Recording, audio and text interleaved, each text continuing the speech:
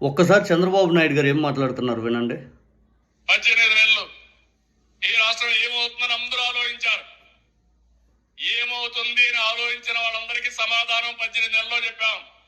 నిన్న సంక్రాంతికి 30 లక్షల మంది వేరే ప్రాంతాల నుంచి ఉన్నవాళ్ళు ఇక్కడికి వచ్చి 3 లక్షల కార్లు హైదరాబాద్ నుంచి ఇక్కడికి వచ్చాయంటే అది మనం చూపించిన స్ఫూర్తి. ఈ రాష్ట్రంలో తెలుగు జాతిలో కల్పించిన ఆత్మవిశ్వాసం అవునా కాదా అని మిమ్మల్ని అడుగుతున్నా.